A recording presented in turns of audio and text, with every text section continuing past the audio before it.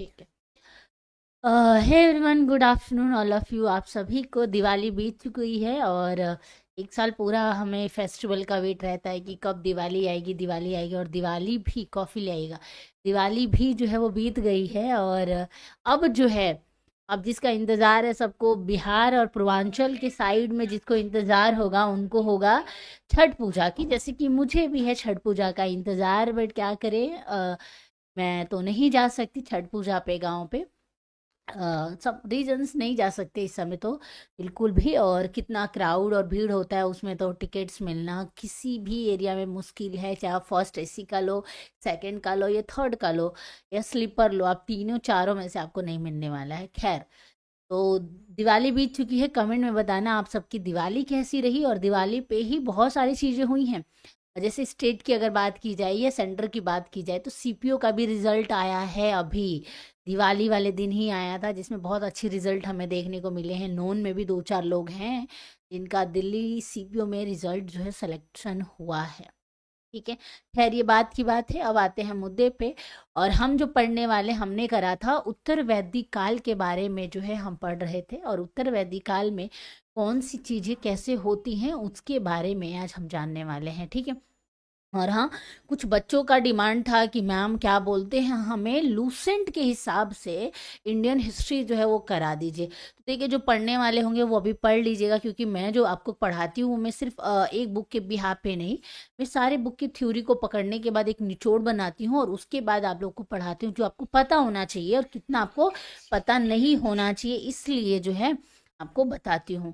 तो ये भी आप पढ़ सकते हो, सिर्फ लूसेंट का नहीं। अब ये भी जो चीज़ें इंपॉर्टेंट है आपको बताई जाएंगी। ठीक है।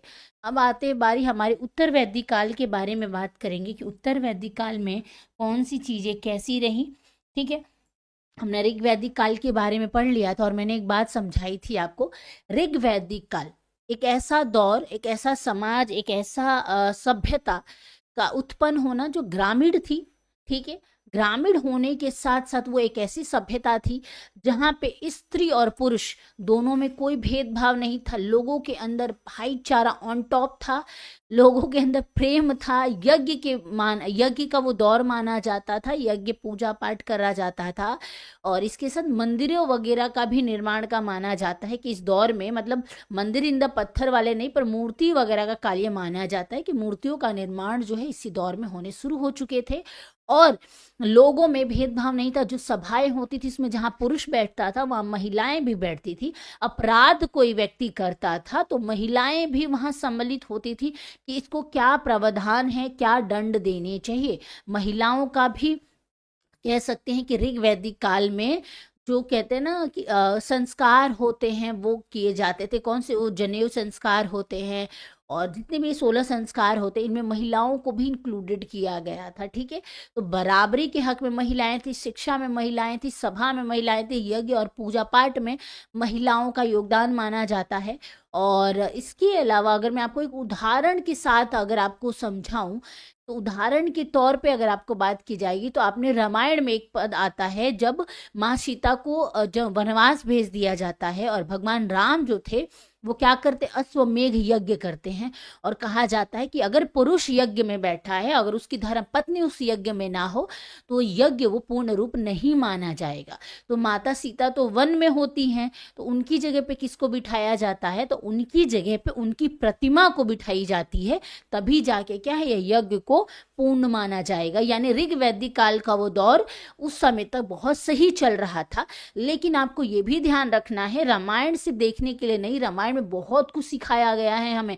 मैं हर बार कहती हूँ कि कभी किसी चीज को धर्म के हिसाब से मत देखो, उसको एज अ सीरीज के तौर पे देख लो। रामायण को अगर देखना है तो सीरीज के तौर पे देखो, आपको बहुत कुछ सीखने को मिलेगा। रामायण सिर्फ एक धार्मिक अनुष्ठान या धार्मिक कथा या धार्मिक नहीं है, वो धर्म से बहुत ऊपर है।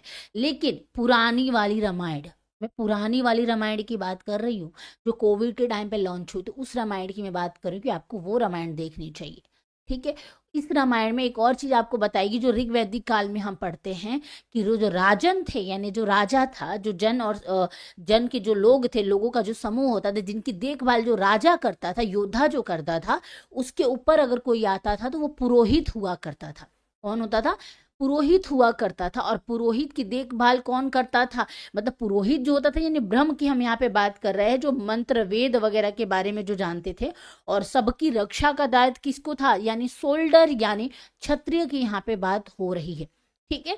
तो जो ऋग्वैदिक काल था, कह सकते हैं बहुत सुंदर और एक शांतिपूर्ण युग रहा। उस दौर में हजार से इसके बारे में मैंने आपको इसकी डेट भी बताई थी कि ऋग्वैदिक काल की कहा जाता है कि ये एक ऐसा दौर माना जाता है कि वैदिक काल में 1500 से लेके 1000 ईसा पूर्व तक इसका टाइम पीरियड रहा। ठीक है। और इस दौर में बहुत चीजें अच्छी हुई, बहुत सारी चीजें क्या हुई? अच्छी हुई, लोगों में शांति रही। लेकिन ग्रामीण सभ्यता थी, याद रखिएगा। पशुपालन और कृषि इनकी मेन जीविका का साधन था। ठीक है। मेन जीविका का साधन कौन सा था? कृषि और पशुपालन। आज बारी है हमारी उत्तर वैदिक काल के बारे में पढ़ने के बारे में। एक ऐसा दौर जो पूरा ऋग्वैदिक काल से बिल्कुल अपोजिट हो गया। अब इसमें आपको इतना समझने में और मजा आने वाला है कि आप बस इस चीज को समझो कि हर चीज का उल्टा करना है आपको इस दौर में। हाँ, वेदों में कुछ रचनाएं हुई, वो हम पढ़ेंगे कि वेदों में कौन से वेद आए, व्यंग कौन से थे, वेदांग क्या थे, आनय का नाम आता है कि उनकी रचनाएं किस दौर में हुई। यजुर्वेद, अथर्ववेद, श्याम वेद, इनकी रचनाएं भी इसी युग में मानी जाती है। ये बात की बात है। लेकिन इस युग में बहुत सारी चीजें अपोजिट हो गई थी, पूरी काया ही पलट गई थी। ठीक है। तो पहले एक जरा वीडियो को शेयर कर दो सबको। ठीक है। शेयर कर दो अपने दोस्तों को, और उनको भी बताओ कि भाई उत्तर वैदिक काल में और ऋग वैदिक काल में कितना फर्क है। जरा मैं भी एक बार शेयर कर देती हूँ सबको। मैं भी एक बार जो है सबको शेयर कर देती हूँ। चलिए, शेयर कर दिया है, एक बार व्हाट्सएप पे भेज दी हूँ सबको। ठीक। के अलावा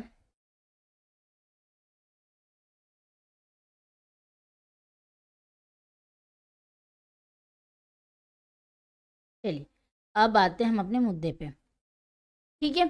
तो क्या है, ये पूरा अपोजिट था। इस युग में शुरुआती दौर की, अगर इसके समय काल के बारे में मैंने आपको बताया था कि इसका समय काल क्या माना जाता है।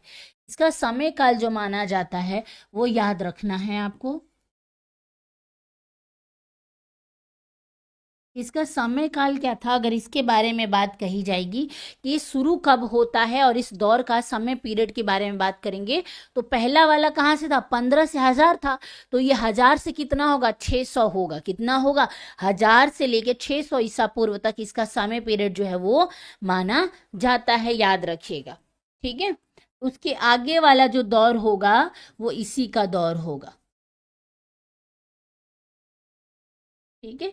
और ये दौर जो था, इसी दौर के बाद एक नई दुनिया का जन्म होता है, यानी उस दुनिया का जिसमें हम पढ़ते हैं कि जिसमें हम भक्ति आंदोलन के बारे में पढ़ते होंगे। अगर आपने 11th 12th अगर आर्ट्स से आपने पढ़ा है तो आपने एनसीईआरटी, अभी भी यूपीएससी वाले ऑलमोस्ट सारे बच्चे पढ़ते हैं, जिसमें भक्ति आंदोलन का एक टॉपिक आता है। स्टार्टिंग का तीसरा या चौथा चैप्टर है शायद, आई एम नॉट श्योर, या उस चैप्टर के बीच में आता है वो शायद। हाँ, मैंने काफ़ी टाइम पहले पढ़ा था तो मुझे उतना एग्जैक्ट याद नहीं, पर तीसरे चौथे चैप्टर के आसपास है भक्ति आंदोलन के, जहाँ पे बारे में बात कही गई है। इसमें हम बौद्धिज्म के बारे में पढ़ते हैं, जैनिज्म के बारे में पढ़ते हैं, इवन हम साउथ में जो बदलाव हुए उनके बारे में भी पढ़ते हैं। वो इसी दौर के बाद आया। इसी दौर के बाद इतनी सारी चीजें हुई कि भक्ति आंदोलन जो था वो शुरुआत होता है। ठीक है। तो पहले इस दौर में आपको क्या लिखना है कि इसका समय पीरियड क्या रहा? 1000 से लेकर 600 ईसा पूर्व तक क्या है इसका समय काल रहता है, किसका? उत्तर वैदिक काल का समय पीरियड माना जाता है। अब बारी आती है कि इसमें रचनाएं कौन कौन सी हुई। अगर हम रचनाओं के बारे में बात करेंगे कि इस दौर में रचनाएं कौन कौन सी हुई, इसको यहाँ नया लिख के हम लोग कहीं और लिखते हैं।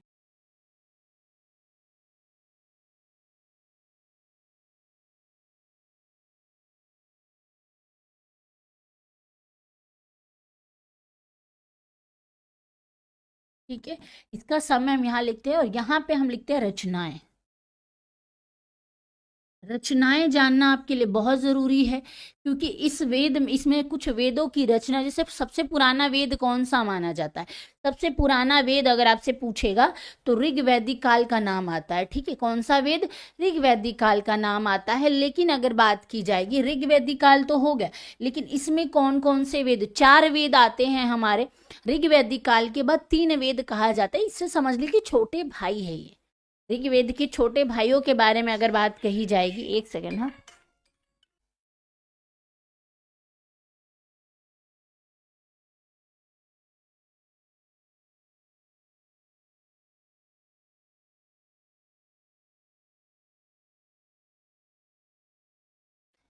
हाँ, जरा कॉल आ गई थी, सॉरी, माफ करिए।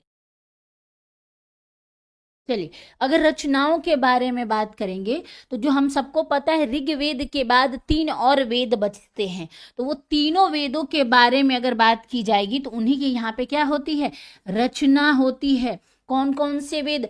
यजुर्वेद, साम वेद और अथर्ववेद का क्या है इसमें नाम आता है कि यही इस वेद इनमें रचना हुई थी। यजुर्वेद, सामवेद, ठीक है, सामवेद, और सबसे लास्ट में किसका नाम आता है? अथर्ववेद का। किसका नाम आता है? अथर्ववेद की रचना हुई।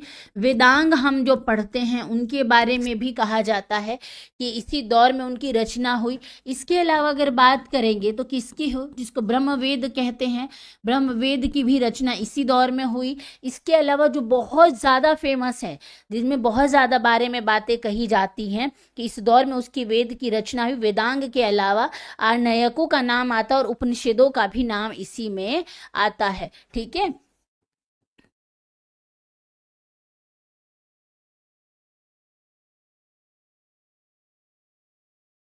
आरण्यक का नाम आता है। आरण्यक के बाद अगर बात की जाएगी कि आरण्यकों तथा उपनिषेदों का भी आपको याद रखना है। ठीक है, उपनिषेद क्या हो जाते हैं?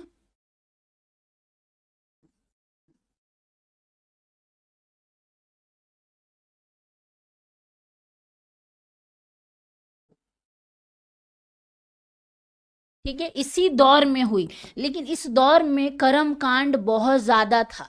आपको नोट में जो लिखना है वो ये लिखना है, क्योंकि हमने ऋग्वेद में जो पढ़ा था, वैदिक काल में जो हमने पढ़ा था, ऋग्वेदिक काल में हमने कर्म कांड को प्रायोरिटी पे नहीं रखा था, जो कि मैंने आपको समझाया भी था लास्ट क्लास में कि उसमें कर्म कांड उतना नहीं था। मतलब सभाएं होती थी, सजाएं भी होती थी, शिक्षा को भी रखा गया था, पूजा पाठ को भी रखा गया था, थोड़े बहुत क्या है मूर्ति वगैरह का भी निर्माण होता था। इस दौर में भी हुआ, ऐसा नहीं है इस दौर में मूर्ति पूजा नहीं हुई। लेकिन इसमें जो मेन चीज हुई कि इस दौर का मुख्य विशेषताएं क्या थी? अगर मुख्य विशेषता अगर आपसे पूछेगा,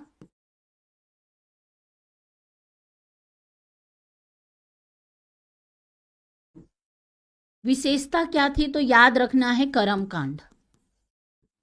कर्म कांड इतना ज्यादा था इस दौर में कि तुम सोच भी नहीं सकते। और ये कर्म कांड आज भी है, मैं ये नहीं कह रही हूँ कि आज नहीं है, ये कर्म कांड आज भी है। अगर मैं आपको अच्छा सा एग्जांपल दूं तो देखिए, आपने सुना होगा और देखा भी होगा, अपने घरों में भी देखा होगा, हमारे यहाँ एक बहुत रिवाज है कि कोई बहुत बूढ़ा हो जाता है। अब देखिए, मैं तो उत्तर प्रदेश से हूँ और मेरे साइड में लगे हैं और इनका समय जो है खत्म होने वाला है, तो हमारे यहाँ एक गौ का दान किया जाता है। क्या होता है? गौ का दान किया जाता है, और गौ के दान में पूजा पाठ वगैरह जो है वो की जाती है। तो उसमें ब्राह्मण को बुलाया जाता है और जो बुजुर्ग है उनको बिठाया जाता है, बाकी नाते रिश्तेदारों को भी बुलाया जाता है, और उसमें गौदान जो किया जाता है उसमें कुछ ऐसा होता है कि गाय आती है, चारा वारा उसको खिलाते हैं और गड्ढा किया जाता है, और गड्ढे के पास पूजा की जाती है। और कहा जाता है कि अगर गाय ने वहां पे गोबर कर दिया या पेशाब कर दिया, तो वो जो व्यक्ति है, जो बूढ़ा जिनके लिए गौदान की जा रही है, वो उसकी पूंछ पकड़ के रखेंगे। तो वो क्या होगा, वो मृत्यु के बाद जो उनके रास्ते होंगे, जो समुंदर वगैरह आता है, उसको वो पार कर लेंगे, ऐसी मान्यताएं हैं। अब ये क्या है? ये कर्म कांड का ही पार्ट है। अब देखिए, ये वो सब लोग करते हैं लेकिन मैंने उन घरों में भी देखा है, ये वो लोग भी करते हैं जो अपने माँ बाप की कभी पूजा भी नहीं करते। पूजा पाठ तो बहुत बड़ी बात है, मतलब आदर भी नहीं करते, बूढ़े होने के बाद उन्हें खाना भी नहीं खिलाते। उसके बावजूद भी जब ये वाली बारी आती है तो वो लोग कहते हैं कि चलो भाई गाँव दान कर देते हैं, बछिया दान कर देते हैं, एंड देन उसके बाद हम लोग रिलैक्स हो जाएंगे, जब भी चाहे मर जाए हमें कोई फर्क नहीं पड़ता, लेकिन हमारा जो फर्ज है हम उसको पूरा कर देते हैं। इसको दो वे में देखिए, एक तो ये कि एक कर्म कांड है, ठीक है, एक तो ये क्या है, कर्म कांड है, और दूसरा आपको ये देखना है कि इस दौर में ये चीज़ें जो है कि लोग अपने माँ बाप की आदर नहीं करते, लेकिन जब कहते हैं कि मरने के बाद बहुत ज़्यादा बाजे बजवाते हैं, लेकिन जीते जी तो उनकी इज्जत नहीं करेंगे, लेकिन मरने के बाद वो सब कुछ करते हैं। तो ये कर्म कांड जो है ना, ये इसी दौर में आया। इससे पहले आपको ऋग वैदिक काल जब आप पढ़ेंगे ना, तो उसमें आपको नहीं मिलता है देखने के लिए। हाँ, ऋग वैदिक काल में जब 10वां पुरुषोक्त, जिसको हम कहते हैं 10वां मंडल, जब एड ऑन हुआ था, उसमें बहुत सारी चीज़ें बदली गई थी, बहुत सारी चीजें बदली गई थी, लेकिन इसमें नहीं मिलता था देखने। इस दौर में सारी चीजें जो है वो चेंज हो गई थी। तो ये वाला जो है पूरे लाइफ चेंजिंग का मोमेंट माना जाता है। तो विशेषता अगर याद रखना है तो कर्म कांड आपको याद रखना कि इस दौर में क्या रहा, कर्म कांड को सबसे ऊपर रखा गया था। ठीक है, चलिए, खैर, ये विशेषता हो गई नहीं, लेकिन आपने कभी ना कभी कुरु पंचाल का नाम सुना होगा। मध्य प्रदेश वाला मध्य प्रदेश नहीं, मध्य देश की यहाँ पे हम बात कर रहे हैं। मध्य देश में यानी भारत के मध्य देश के बारे में बात यहाँ पे हो रही। उत्तर प्रदेश, बिहार, झारखंड और राजस्थान, पंजाब का थोड़ा थोड़ा एरिया आप पकड़ लीजिए, भारत का मध्य हिस्सा की यहाँ पे बात हो रही है, जहां पर ये क्या हुई, सभ्यता फली फूली। और कहाँ पे, जिनको क्या नाम से जाना जाता था, कुरु पंचाल के नाम से जाना जाता था। किस नाम से जाना जाता था, कुरु पंचाल कहते हैं कि कहाँ पे इनका सभ्यता का केंद्र क्या रहा, मध्य देश में रहा, जिसको क्या कहते हैं, कुरु पंचाल हो गया था। ठीक है, क्या हो गया था, कुरु पंचाल हो गया था, ये याद रखना है आपको। ठीक है, धीरे धीरे सभ्यता डेवलप होती रही थी। अब बारी आती है कि इनका हमने ये जान लिया, अब हम बारीकियों से समझेंगे एक हेडिंग के साथ, और वो ऐसे कि हम जानेंगे कि इनकी राजनीतिक व्यवस्था कैसी थी। ठीक है, मैं ऐसे ही करवाऊंगी तो आपको चीजें जो हैं अच्छे से समझने में आ जाए। कि अगर राजनीति की बात करेंगे,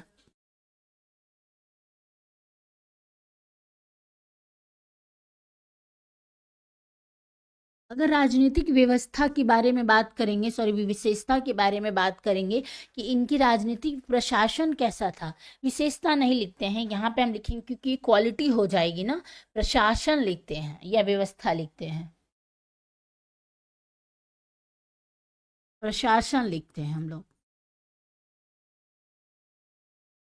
कि इनका प्रशासन कैसा था, यानी लोगों के बीच में क्या पॉलिटिक्स चल रही थी। ठीक है, तो कहा जाता है कि उत्तर वैदिक काल में जो छोटे छोटे कबीले हुआ करते थे, क्या होते थे, जो छोटे कबीले थे वो क्या हो गए थे, एक दूसरे में मिलकर वो अब एक बड़े में क्या बन गए थे, जनपद बन गए थे। आप मौर्य एम्पायर के बारे में जब पढ़ना शुरू करेंगे तो आप महाजनपदों के बारे में पढ़ेंगे, लेकिन महाजनपद किससे बने, जनपद से बने। किससे बने, जनपद से बने। और जनपद किससे बने, तो छोटे छोटे जो ग्रामीण हुआ करते थे, मान लीजिए कि एक गांव, दो गांव, तीन गांव, चार गांव, पांच गांव, अब ये क्या है, एक पूरा गांव है, पांच गांवों का समूह है। अब ये पांच गांवों ने मिलकर क्या बनाया, इन पांच गांवों ने मिलकर जनपद बनाया, और ऐसे ही चार पांच जनपद मिलके क्या बनाए, महाजनपद बनाया। क्या बनाया, महाजनपद बनाया। ठीक है, याद रखिएगा, क्या बनाया, महाजनपद बनाया। तो ये चीजें यहां से यहां गई, यहां से यहां गई। तो जो छोटे छोटे पहले कबीले हुआ करते थे, वो कबीले बाद में किस में जाके कन्वर्ट हो गए थे, वो कबीले बाद में जाने के बाद जनपदों में कन्वर्ट हो गए थे। और जब आप मौर्य एम्पायर के बारे में, थैंक यू, मौर्य एम्पायर के बारे में जब आप पढ़ेंगे तो वहां आपको पता चलेगा कि 16 महाजनपदों का जो है नाम आता है। बिल्कुल, जय हिंद। आपको भी क्या नाम लिखा है आपने, शुभम, शुभम, थैंक यू। अरे नहीं, आपको लोगों को नहीं, कॉफी मिली उसको थैंक यू। ठीक है, चलिए, तो क्या है, जो छोटे छोटे प्रशासनिक कबीले हुआ करते थे वो किस में कन्वर्ट हो गए थे, जनपदों के रूप में कन्वर्ट हो गए थे। तो जनपदों के बारे में अगर आपसे कभी पूछेगा कि क्या हुआ था, जनपदों का निर्माण या जनपदों की शुरुआती दौर याद रखना है कि कौन सा था, तो उत्तर वैदिक काल था। समय पीरियड क्या था, 1000 से लेके 600 ईसा पूर्व वाला समय पीरियड माना जाता है। इसी दौर में बहुत सारी चीजें जो है कन्वर्ट हुई थी, ठीक है। और कहते हैं तो जनपदों का निर्माण होना शुरू हुआ। जनपदों का क्या हुआ, जनपदों में जो कौन बनने लगे थे, जनपदों में जनपद बनने लगे थे ना, इतना रखे बस।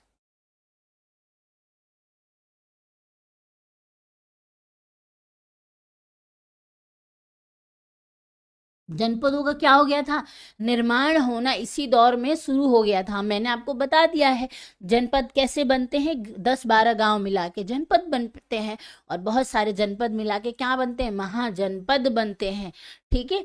अगर और अपने मौर्य एम्पायर बहुत अच्छे से, मुझे लगता है कि शायद ही कोई बच्चा होगा जिसको मौर्य एम्पायर के बारे में नहीं पता होगा। ऑलमोस्ट इंडिया का सारा बच्चा उत्तर वैदिक काल ना जानता हो, ऋग वैदिक काल ना जानता हो, कुछ भी ना जानता हो, लेकिन हिस्ट्री में उसको एक चीज पता होगी, अशोक सम्राट के बारे में, और इसके अलावा चंद्रगुप्त मौर्य के बारे में, यानी मौर्य एम्पायर के बारे में मुझे लगता है इंडिया का हर बच्चा जानता है, ठीक है। वो भले अपनी भाषा में जानता, अपनी स्टोरी वाइज जानता, लेकिन हर बच्चा जानता है। क्योंकि हमें क्या लगता है, जैसे इतिहासकारों को भी यही लगता था पहले कि भारत का जो इतिहास शुरू हुआ वो मौर्य एम्पायर से हुआ, है ना।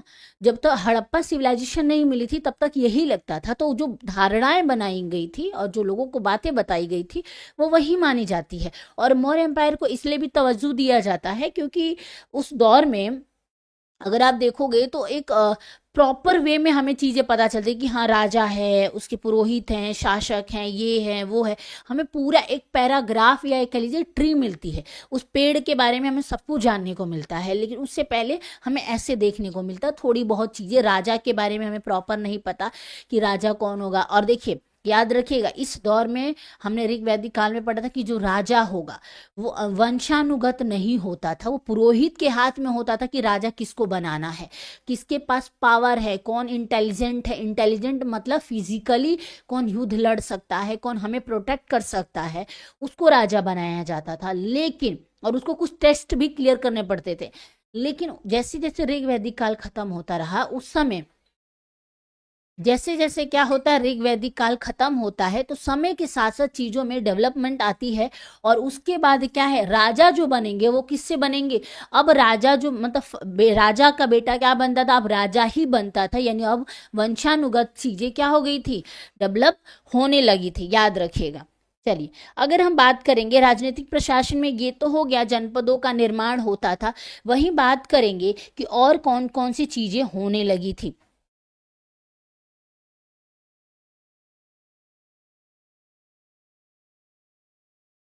ठीक है।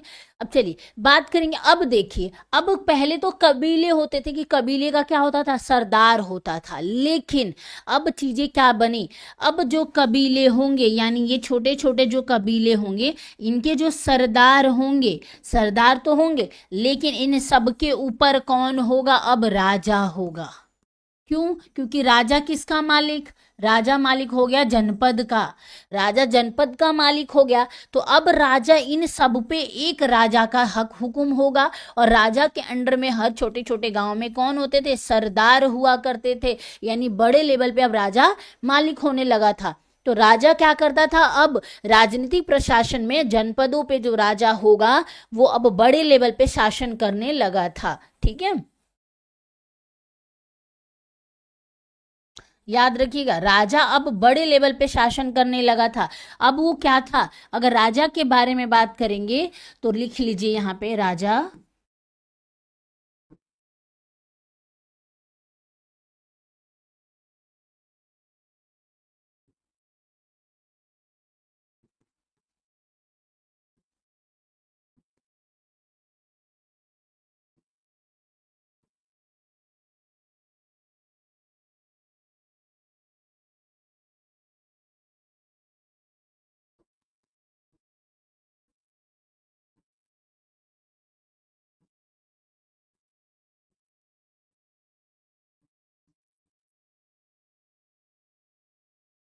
अब राजा कबीलों के जगह पे किस पे शासन करने लगा था?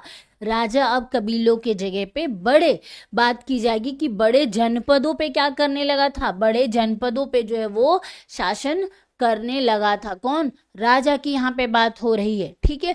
और याद रखिएगा एक और चीज हमने पढ़ा था, हमने बलि कर के बारे में पढ़ा था। बलि कर क्या था? बलि इन द सेंस कि बलि वाली जान वाली बलि की बात यहाँ पे नहीं हो रही है। बलि का यहाँ पे अर्थ ये था कि अगर कोई व्यक्ति है, ग्रामीण व्यक्ति जो होते थे वो अपनी खुशी से, क्योंकि राजा का धर्म होता था कि वो जो लोग हैं उनकी रक्षा करेगा। अब उनकी रक्षा जब करेगा तो लोगों को था कि भाई मुझे प्रोटेक्ट कर रहे हैं तो उसकी उनकी सेफ्टी का और मतलब बदले में एक तोहफा देने का जो उपहार का प्रचलन हुआ, ये हमारे लिए कर रहे हैं तो इनको कमाने का मौका तो नहीं मिल रहा है और ना ही इनको कुछ ऐसा करने को मिल रहा है जिससे अपनी रोजी रोटी चला सके, तो बचा क्या?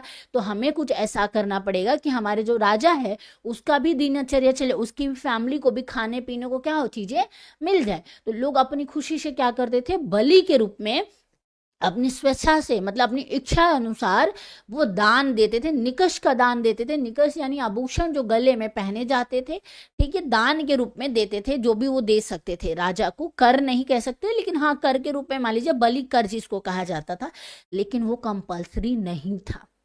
ऋग वैदिक काल में कंपल्सरी नहीं था। अब हमें क्या करना है? इसका अपोजिट जाना है। मैंने बोला है ना उत्तर वैदिक काल को आपको अपोजिट वे में पढ़ना है, ठीक है।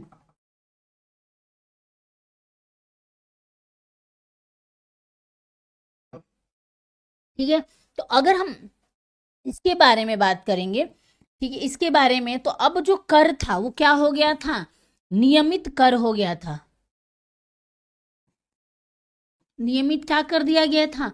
नियमित कर हो गया था। यानी अब हर हाल में आपको क्या है? राजा को कर देना पड़ेगा, क्योंकि राजा तो अब वंशानुगत हो गया था। राजा क्या हो गया था? राजा वंशानुगत हो गया था।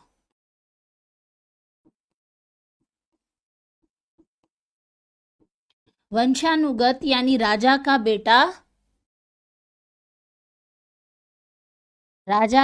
राजा बनेगा, कोई और नहीं बनेगा, ठीक है। याद रखिए, राजा का बेटा क्या बनेगा? अब वही राजा बनेगा, कोई वो राजा नहीं बनेगा जो इस लेवल पे काबिल हुआ करेगा, ठीक है। राजा का बेटा ही क्या बनेगा? अब राजा बनेगा। ये प्रशासनिक राजनीतिक व्यवस्था में आपको याद रखना है कैसे भी, ठीक है। और वही बात करेंगे कि इस में क्या होता है? उत्तर वैदिक काल में नियमित कर प्रणाली को क्या कर दिया गया था? शुरू कर दिया गया था। याद रखिएगा, कर जो होगा कंपल्सरी कर दिया गया था। नियमित का मतलब होता है कंपल्सरी कर दिया गया था, ठीक है। चलिए, अब हम जानते हैं सामाजिक व्यवस्था के बारे में कि इस दौर की सामाजिक व्यवस्था कैसी थी। यानी उत्तर वैदिक काल में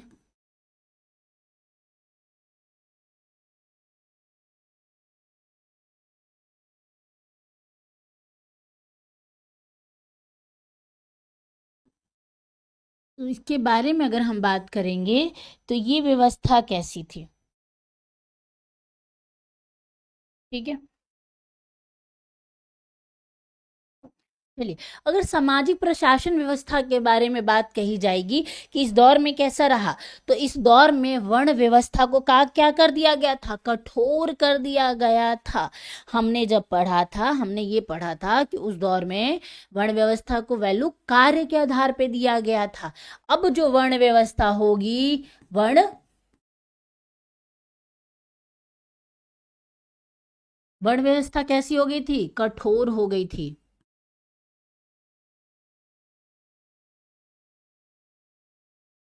ठीक है। कैसी हो गई थी? कठोर हो गई थी। साथ में अब किस पे हो गई थी? जाति के आधार पे, आधार पर, ठीक है। मतलब जो पहले कार्य के आधार पर था, अब वो किस पे हो गया था? अब वो जाति के आधार पे हो गया था। यानी आप अगर ब्राह्मण कुल में पैदा होते हो तो आप सबसे बड़े जाति में आओगे।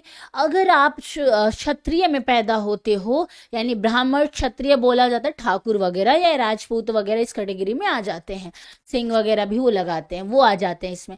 अगर आप इसमें हो तो आप क्षत्रिय कहलाओगे। अब आपका काम है। अब देखो, पहले कार्य के आधार पे था, ब्राह्मण क्या था, पुरोहित होता था, क्योंकि वो मुख से क्या करता था। अगर आप जस्ट चीज को इमेजिन करो, जाति प्रथा सब साइड करो, आपको जस्ट इसको इमेजिन करना है कि वर्ण व्यवस्था एक्चुअली में क्या है। वर्ण व्यवस्था के बारे में अगर बात कहेंगे, एक ऐसा व्यक्ति जो अपने मुख से ज्ञान को प्रदान करता है। ठीक है, 4 वर्ण व्यवस्था थी। मुख से जो ज्ञान की प्राप्ति, ज्ञान को प्रदान करेगा, उसको ब्राह्मण कहा गया।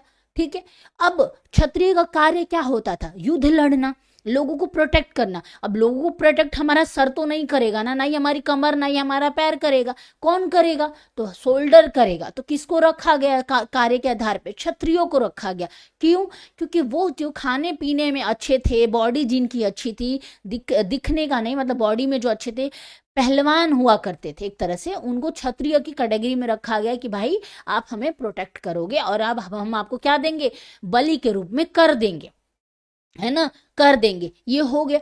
अब बारी आती है कि चलो, एक तो ब्राह्मण हो गया जो पूजा पाठ के लिए दे दिया हमने, क्षत्रिय भी दे दिया, लेकिन घर चलाने के लिए कुछ तो चाहिए होगा ना, अनाज पानी कहाँ से आएगा, व्यापार कौन करेगा, तो रखा गया, वैश्य को रखा गया। यानी ये वाली थाई की, यहाँ पे हम पेट और थाई जांघा की बात कर रहे हैं, ठीक है, क्योंकि पेट किस काम में आता है, भोजन करने के लिए रखा गया है। पेट को, खाना हम खाते कहाँ जाता है, पेट में जाता है।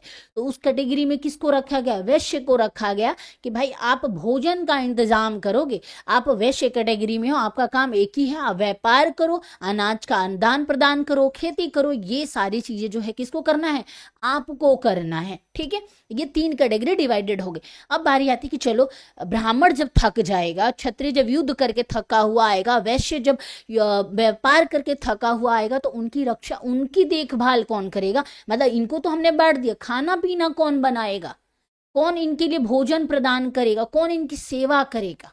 और सेवा की कैटेगरी को इसलिए भी बांटा गया क्योंकि वो लोग सेवा में आए जो पढ़े लिखे नहीं थे, यानी भारत के मूल निवासी, भारत के कौन, मूल निवासी, जो नेचर की पूजा करते थे, जो पढ़े लिखे नहीं, भोले इनोसेंट पीपल की यहाँ पे हम बात कर रहे हैं।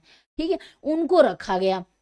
यानी शूद्र की यहाँ पे हम बात करें, शूद्र मतलब पैर की यहाँ पे हम बात करें, नीचे का जो तला होता है हम उसके बारे में बात कर रहे हैं, तो वो शूद्र हो गए। उन्होंने बोला कि ठीक है, जो तला हमारा होता है ना, वो पूरी बॉडी का भार उठाता है। क्या करता है, पूरी बॉडी का भार उठाता है, समझ रहे उस बात को, पूरी बॉडी का जो भार उठाएगा वो सबसे बड़ा होना चाहिए, अगर देखा जाए तो उसको सबसे ऊपर रखना चाहिए। लेकिन हमारा समाज और कुछ गरीबी और कुछ कह सकते हैं रहन सहन के तरीके ने शूद्र को सबसे नीचे कर दिया। लेकिन अगर देखा जाए तो ये बिल्कुल गलत है। अगर आप लॉजिकली चलोगे ना, तो शूद्र को सबसे ऊपर रखना चाहिए, क्योंकि वो पूरी शरीर का भार उठाते हैं।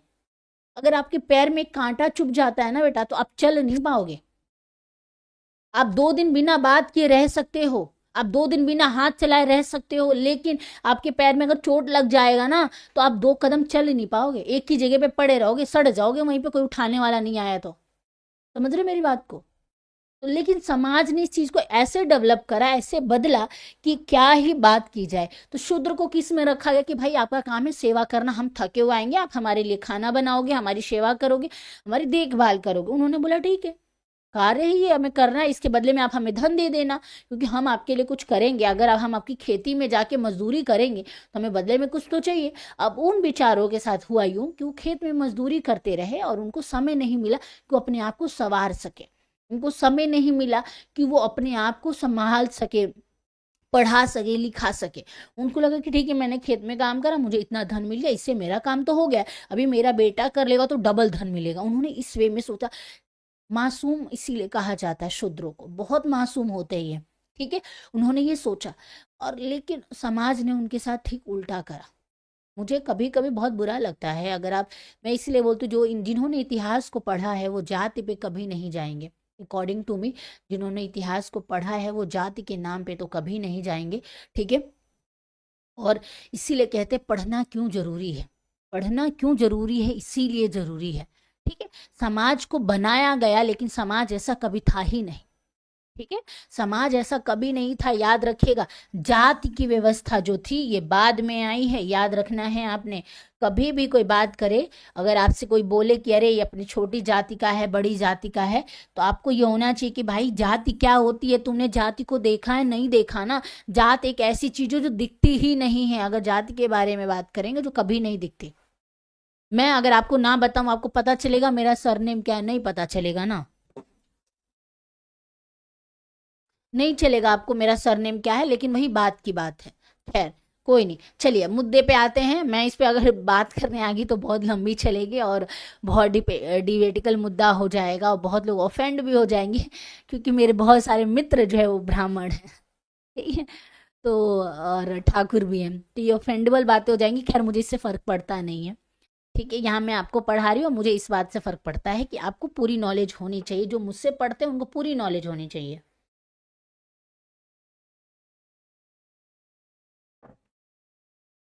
चलिए, अब बारी आती है आगे। यहाँ पे जाति व्यवस्था को कर दिया गया था कठोर, यानी वर्ण व्यवस्था को क्या कर दिया जाता है? कठोर कर दिया जाता है, ठीक है। और वर्ण व्यवस्था अब किस पे हो गया था? कर्म के स्थान पर अब जाति के आधार पर यानी जन्म के आधार पर हो गया था। यहाँ जन्म भी मेंशन कर दीजिएगा।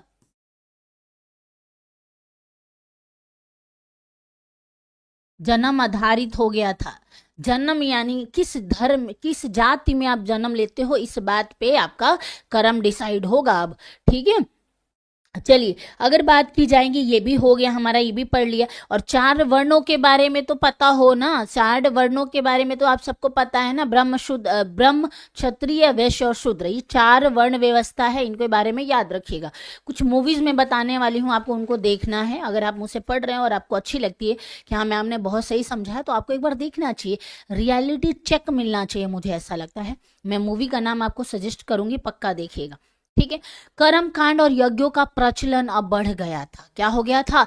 कर्म कांड और यज्ञों का प्रचलन बढ़ गया था। मैंने अभी बोला ना, ये किस पे आधारित हो गया था? कर्म कांड पे। तो अब क्या हो गया? कर्म कांड को ज्यादा इंपॉर्टेंट दिया जाने लगा था, कर्म कांड एवं यज्ञ। यानी अब यज्ञ, पूजा पाठ, अनुष्ठान को सबसे ऊपर रखा जाने लगा, ठीक है। और वो भी याद रखिएगा कि ये जो यज्ञ है ना, अब सब कोई नहीं कर सकता था। पहले चारों जो वर्ण थे ना, चारों वर्ण, उनको मौका मिलता था कि आप यज्ञ करा सकते हो, इसमें बैठ सकते हो। लेकिन अब डिवाइड हो गया था कि वैश्य तक ही रहेगा, शूद्र को तो मौका ही नहीं दिया जाता। और इवन शूद्र को गांव से अलग रखे जाने लगा, शूद्र को अब अलग गांव में रखा जाने लगा, ठीक है, याद रखिएगा। तो ब्रह्म, क्षत्रिय और वैश्यों को क्या कर दिया गया? अब उपनयन संस्कार होता था। किनका उपनयन संस्कार होने लगा था? तो तीनों वर्णों के होने लगे थे। तीन वर्ण कौन? तीनों, तीनों जो वर्ण थे अब इनके उपनयन होंगे।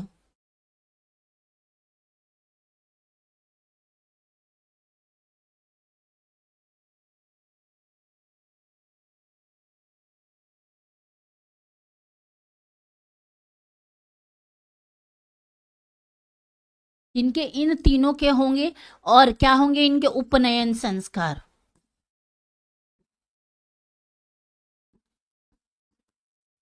उपनयन संस्कार इनके होने लगे थे।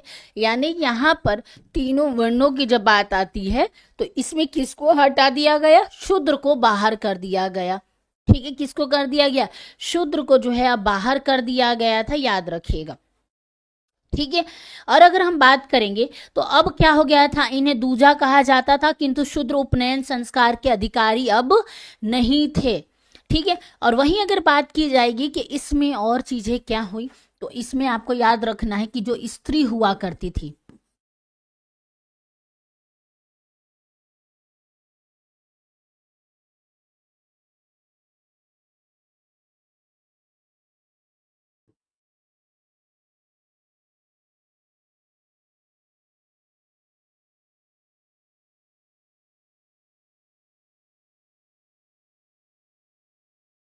यानी जो महिला है वो घर के अंदर चूल्हा चौका करेगी, अब वो दौर आ गया था, ठीक है। इस दौर में महिला को घर में रखे जाने लगा।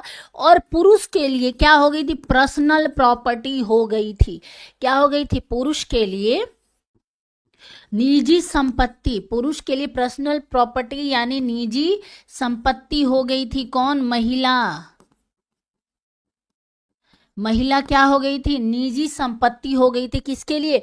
पुरुषों के लिए महिला अब निजी संपत्ति हो गई थी, पर्सनल प्रॉपर्टी। पुरुष कैसे लिखा है मैंने?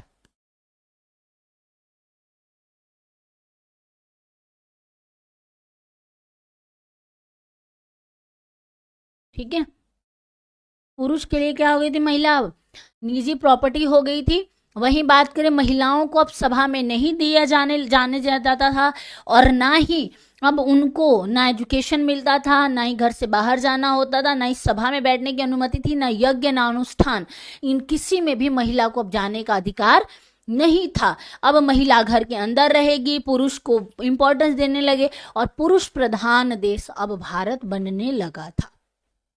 ठीक है, क्या बनने लगा था? भारत। भारत अब पुरुष प्रधान देश बनने लगा था।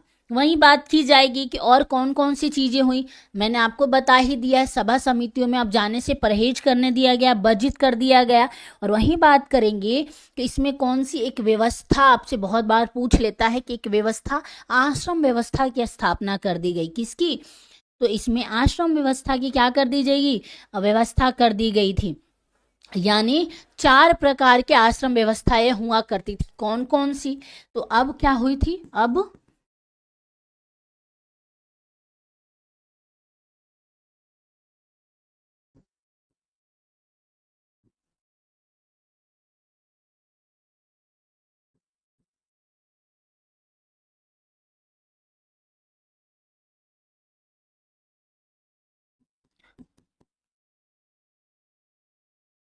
प्रचलित थी कौन सी व्यवस्था?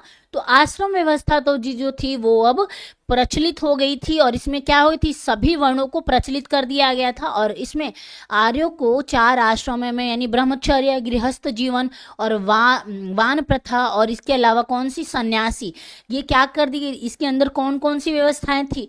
यानी ब्रह्मचर्य का पालन करना होगा। 4 जो व्यवस्था किसमें थी? 4 में हुई थी। 4 प्रकार की थी, 4 प्रकार की थी। ठीक है, पहला कौन सी थी? ब्रह्मचर्य का फॉलो करना है आपको। दूसरा, आपको या तो गृहस्थ जीवन व्यतीत करिए, या वाम प्रथा जो होती थी उसका पालन करिए, या सन्यासी का। ये 4 व्यवस्थाओं को क्या कर दिया गया था? आश्रम व्यवस्था के अंदर इंक्लूडेड कर दिया गया था। ठीक है, हालांकि ये कहा जाए तो चारों वर्णों के लिए था, लेकिन हम सबको पता है शूद्र को तो गांव से बाहर रखा जाता था, तो शूद्र इसमें कहीं से इंक्लूडेड नहीं है। तो तीनों को आपको याद रखना है, हालांकि शूद्र के बारे में भी रखना है, लेकिन मेन शूद्र नहीं थे।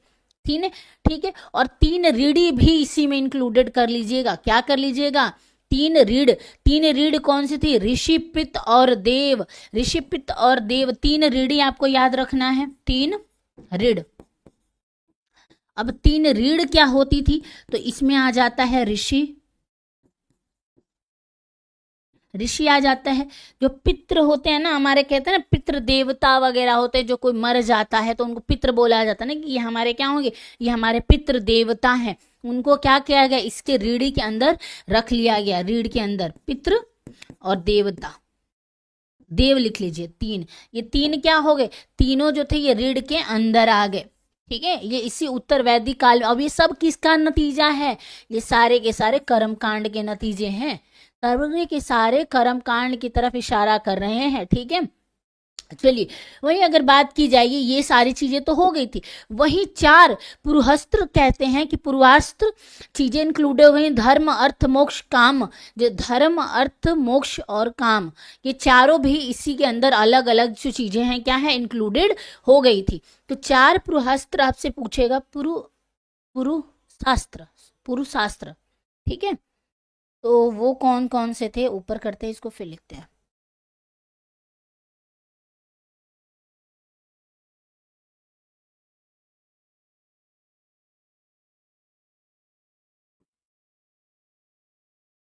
क्योंकि इसको थोड़ा सा मुझे बोलने में वो दिक्कत आ रही है। पुरुषास्त्र बोलते हैं ना इसको, पुरुषास्त्र, पुरुषास्त्र। अर्थ हो गया ना, पुरुषार्थ, पुरुषार्थ, पुरुषास्त्र। ठीक है, ये 4 हो गए थे, ठीक है। अब इसमें कौन कौन से आ जाता है, हमें अभी भी, अगर आपने घर पे यज्ञ और पूजा वगैरह होती होगी तो आपने सुना होगा इसके बारे में। मैंने जस्ट अभी मुझे रिकॉल आया, ये याद आ गया मुझे। धर्म, काम, मोक्ष, नहीं, धर्म काम अर्थ होगा ना, धर्म काम अर्थ एंड मोक्ष। क्या ये चारों है जो जीवन का सार्थ माना जाता है, हमारे वेदों के अनुसार जो माना जाता है कि धर्म काम अर्थ मोक्ष, इनको कामों के आधार पर रखा गया है। यानी एक व्यक्ति के जीवन में कौन कौन सी चीजें इंपॉर्टेंट है वो आती है, उन्हीं के ऊपर इसको रखा गया है, ठीक है। इसको रखा गया है, धर्म अर्थ काम मोक्ष पहले होता है। अच्छा, धर्म अर्थ काम मोक्ष बाद में आता है, लेकिन मुझे ऐसा नहीं लगता। मुझे ऐसा लगता है कि हमारा सबसे ऊपर पहले होना चाहिए काम। अगर मैं काम नहीं करूंगी तो मुझे कोई भी खाना खाने के लिए नहीं दे देगा, ठीक है। काम पहले होना चाहिए आज के ज़माने के हिसाब से। जैसे हमारा जो संविधान है वो 21st सेंचुरी के अकॉर्डिंग बदलता रहता है, ठीक है। संविधान को लचीलापन बनाया गया, संविधान को बदला जा सकता है समय के अकॉर्डिंग। तो वेदों में भी थोड़ी सी चीज़ें होनी चाहिए, वेदों को ऐसे रखना चाहिए कि ये चीज़ें पहले हुई। आपने एक किताब है, याद नहीं आ रहा, भी बैन हो चुकी है वो, मतलब ब्राह्मण से रिलेटेड है वो किताब, और उसमें ये वेदों के कर्म कांडों के बारे में बताया गया है।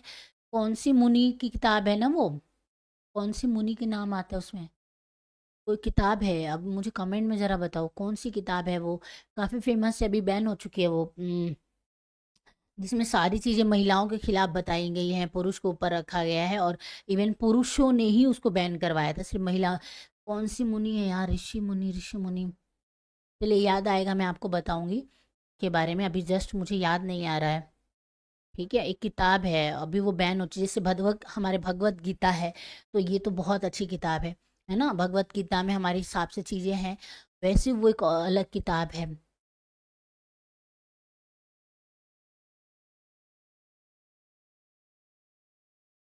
अभी याद नहीं आ रही, मैं आपको बता दूंगी जब याद आएगा तो, ठीक है। चलिए बात की जाएगी तो क्या हो गया ये काम मोक्ष, मोक्ष ऐसे कैसे हो गया, यानी धर्म अर्थ मोक्ष जो है ये 4 पूर्वास्त्र हो गए थे इस उत्तर वैदिक काल में। सब कर्म कांड की चोचलीबाजी है, ये कर्म कांड में इसको इंक्लूडेड कर दिया गया था। विवाह के कितने प्रकार होते थे, याद रखिएगा, विवाह के 8 प्रकार होते थे।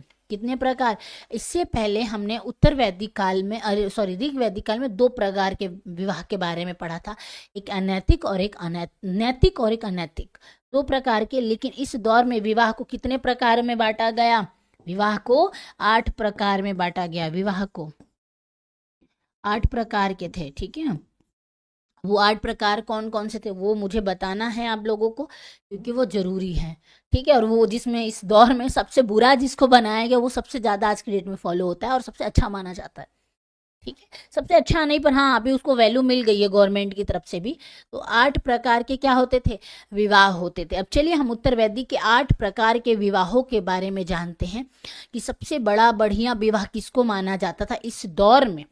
इसमें इस दौर के हम बारे में बात करें तो पहले नंबर पे जो आता था ब्रह्म विवाह आता है। कौन से नंबर पे आता है पहला विवाह, पहला कौन सा, ब्रह्म विवाह जिसको कहते हैं। ये विवाह क्या था, अगर इसके बारे में बात करेंगे तो ये माता पिता के मर्जी से होता था, यानी अरेंज मैरिज।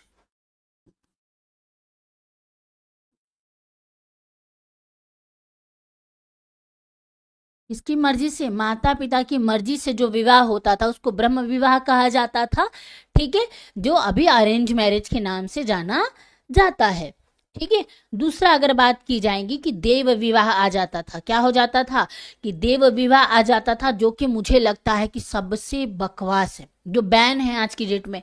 आपने जो विवाह ये बैन है। दूसरे नंबर पे आता है देव विवाह, देव विवाह ये बैन है आज की डेट में, ये इलीगल है। आपके मन में आएगा कि मैम देव लिखा है तो ये इलीगल कैसे हो सकता है। हम यहाँ 8 प्रकार के विवाहों के बारे में बात कर रहे हैं। ये वो विवाह होता था कि विवाह के समय, विवाह के समय यज्ञ जो पुरोहित करा रहा होगा, इस चीज को आप अपनी फैमिली से जोड़ के देखना, ठीक है। यज्ञ जो पुरोहित करा रहा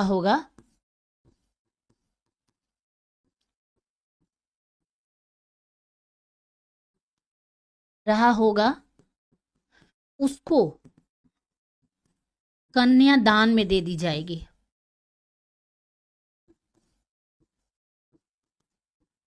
दे देना, यानी विवाह हो रहा है या कोई भी यज्ञ हो रहा है, ठीक है, विवाह हो रहा है या यज्ञ हो रहा है, उसमें जैसे हमारे यहाँ अभी भी दान प्रथा है, हमारे यहाँ यज्ञ में गाय को दान किया जाता है, शायद यही प्रचलन रहा होगा जिसको बाद में गाय के रूप में कर दिया गया होगा कि ठीक है गाय को दान कर देते हैं। तो सोच के देखो, एक बूढ़ा व्यक्ति यज्ञ करवा रहा है, ठीक है, और यज्ञ के दौरान यज्ञ संपन्न हुई और दान में आपको अपनी घर की बेटी उसको देनी है। और समझ रहे हो किस वे में दान देना है? एक बूढ़े व्यक्ति के साथ एक लड़की को दान करना कितनी बड़ी बात है ये। और दान इसलिए नहीं कि वो घर में झाड़ू पोछा करेगी, बिल्कुल नहीं। आप समझ रहे हो मैं किस मेंटल सेट की बात कर रही हूँ यहाँ पे? इसको आज की डेट में फॉलो अप नहीं किया जाता है, ठीक है। उस पुरोहित को दान में दे दिया जाता था। और इसका और भी एग्जाम्पल मैं आपको देती हूँ बहुत अच्छे से। एक आमिर खान के लड़के की मूवी आई थी महाराजा, आपने देखी होगी, नेटफ्लिक्स पे आई थी, वो देखना अगर नहीं देखी है तो। उसमें दिखाता है थोड़ा सा सीन कि जो लड़की होगी, जो उसमें ब्राह्मण होता है, पुजारी होता है भगवान श्री कृष्ण का, वो लड़की को सेवा के रूप में लेके जाता है, पूजा वूजा होती है, यज्ञ वगैरह होती है, लड़की को ले जाता है। इन लोगों को लगता है कि ये लेके जा रहा है तो क्या करेगा, भगवान की सेवा करवाएगा, क्योंकि उसने अपने आप को भगवान का दर्जा दे रखा है, ठीक है। और वहां पे क्या सीन होगा, तो वहां पे ये होगा कि जो लड़की होगी वो उसके साथ गलत गलत करता है, और वो गलत कर रहा है, ठीक है। उसके अलावा वहां झरोखे बनाए गए थे, ठीक है। तो जो बड़े बड़े लोग होंगे वो पैसे देंगे और उन झरोखों में ऊंचाई पे खड़े होकर देखेंगे उनके अकॉर्डिंग वो क्या हो रहा है दोनों के बीच में। उन दोनों के बीच में जो हो रहा है वो भगवान को मिलन देख रहे हैं, भगवान का मिलन देख रहे हैं उनके अकॉर्डिंग। ये होने के बाद लड़की एक बार गर्भवती हो जाती थी, लड़की को छोड़ दिया जाता था। लड़की ना मायके जा सकती है, ना कहीं और जा सकती, ना अपने घर माँ बाप कहीं ना जा सकती, उसको छोड़ दिया जाता था। अब वो कहीं भी जाए, क्योंकि फिर माँ बाप भी नहीं अपनाते थे, ठीक है, कोई भी नहीं अपनाएगा। ये प्रथाएं थी जिसको अब नहीं माना जाता, जिसको देव नाम दे रखा है। बहुत ही वाहियात टाइप का विवाह था ये, ठीक है। और इसका एक और बताती हूँ, समय के साथ इसमें एक और बदलाव आया, और वो ये बदलाव आया कि जो शूद्र थे, जिनको गांव से देखा भी नहीं जाता था, गांव से बाहर रखा जाता था, जिनकी हवाएं भी लेना पाप माना जाता था, वो आते थे, उनके पैरों के निशान तक नहीं होने चाहिए।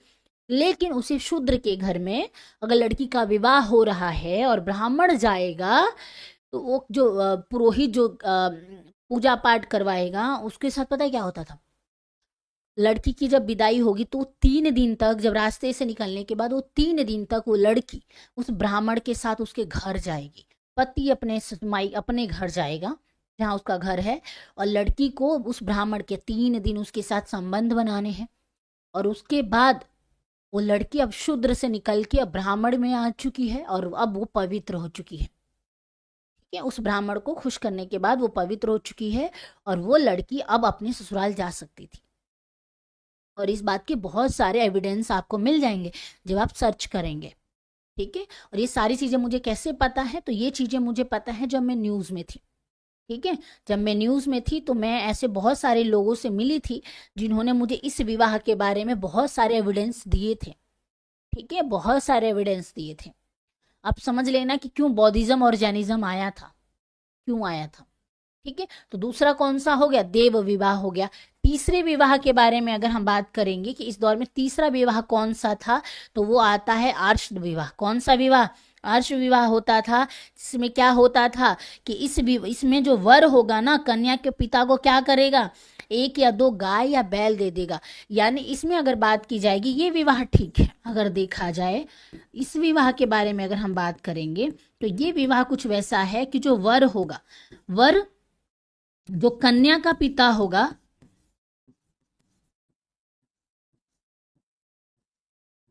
कन्या के पिता को 1 या 2 गाय या बैल क्या करेगा, दान में देगा, और बदले में बदले में लड़की से क्या करेगा, विवाह करेगा। क्या करेगा, लड़की से विवाह करेगा।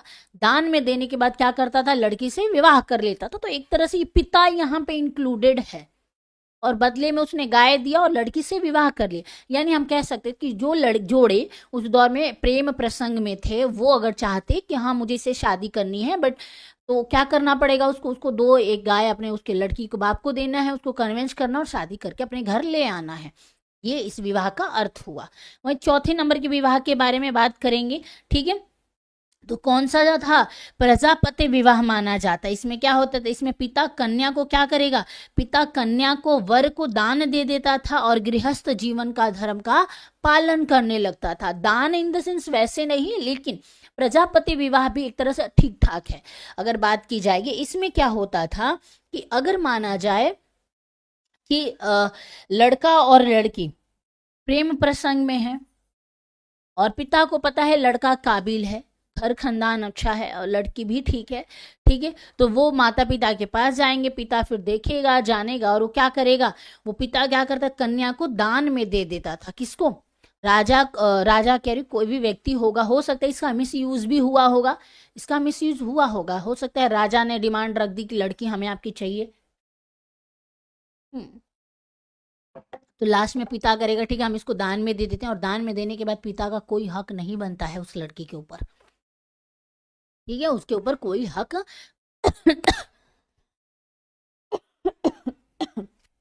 नहीं बनता था।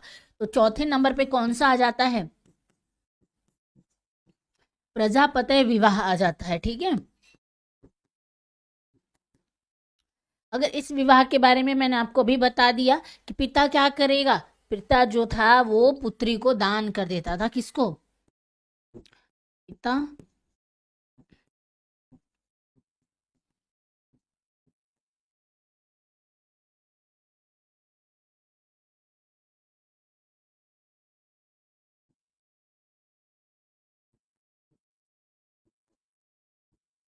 दान में देगा,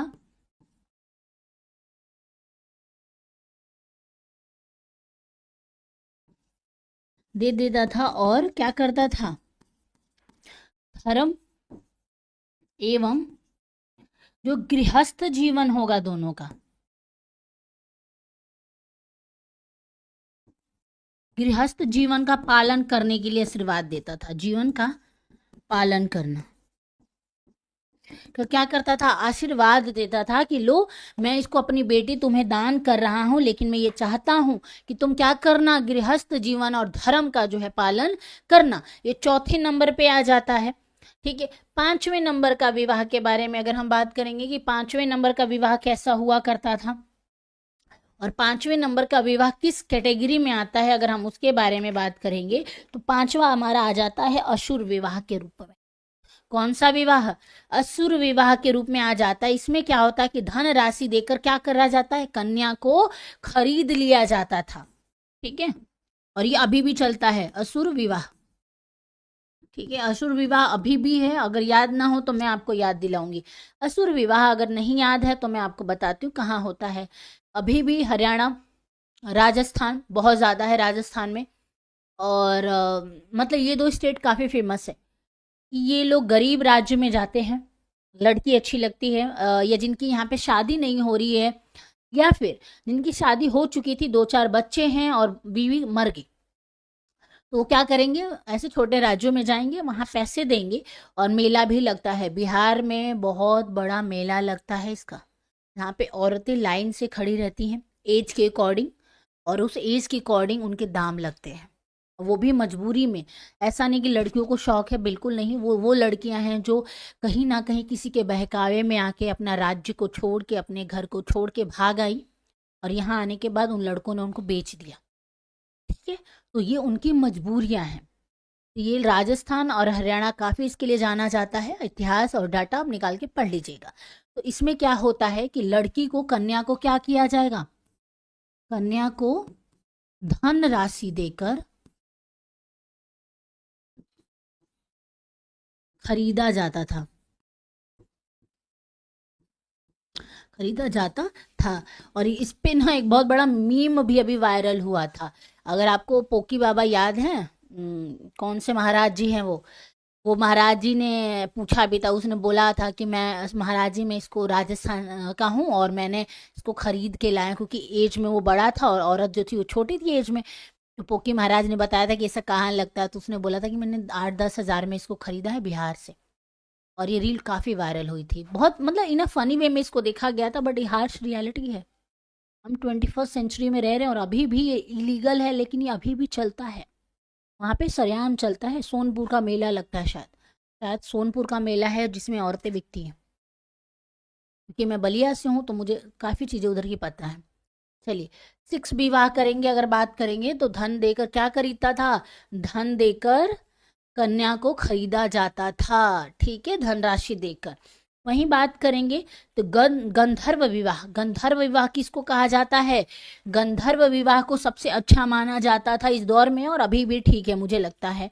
कौन सा विवाह, गंधर्व विवाह। अगर गंधर्व विवाह के बारे में हम बात करेंगे तो ये क्या है, प्रेम विवाह, लव मैरिज जिसको कहा जाता है, प्रेम विवाह। गंधर्व विवाह को प्रेम कहते हैं, गंधर्व विवाह को प्रेम विवाह भी कहते हैं, लव मैरिज आज की डेट में कहते हैं, ठीक है। वहीं 7वें नंबर पे ये बात करेंगे, राक्षस विवाह किसको कहा गया है।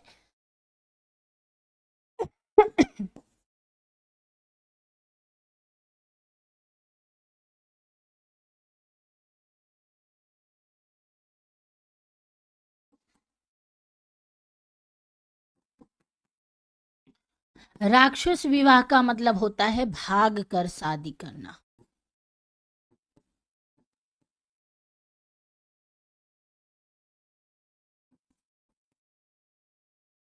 भाग कर क्या करना, शादी करने को क्या कहते हैं, राक्षस विवाह कहा गया है, याद रखिएगा। कौन सा विवाह, राक्षस विवाह है, तो भाग कर शादी करने को राक्षस विवाह कहा गया है, ठीक है। वहीं बात करेंगे तो पेशाच विवाह भी है एक। कौन सा विवाह, पेशाच विवाह है, जिसको सबसे इलीगल और आज की डेट में भी पाप माना जाता है, आज की डेट में भी क्या किया जाता है, पाप माना जाता है। कौन सा, पेशाच विवाह। पिशाच विवाह के बारे में अगर हम बात करेंगे, यानी इसमें से देखा जाए तो 2-4 विवाह जो है सही है, बाकी सब तो बकवास है, ठीक है। तो बस इसके बारे में बात करेंगे कि मान लो कोई स्त्री है, सोई हुई है, सोई हुई स्त्री, नशे में, नशे में बिना उसकी मर्जी के,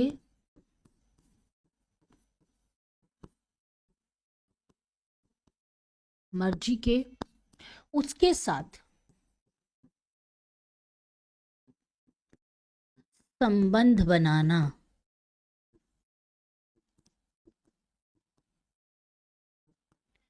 देखो, पिशाच विवाह में वो विवाह आ जाता है जब मान लीजिए कि आज के डेट में क्या होता है, लड़कियों के साथ बहुत सारी चीज़ें गलत हो जाती हैं, ठीक है। जैसे गांव में आपने देखा होगा कि लड़का और लड़की को कुछ करते हुए पेरेंट्स ने पकड़ लिया, ठीक है, और अभी उनके पास ऑप्शन नहीं, छोड़ भी नहीं सकते, तो वो चट वहीं पे सिंदूर लाते और उससे मांग भरवा देते, ठीक है।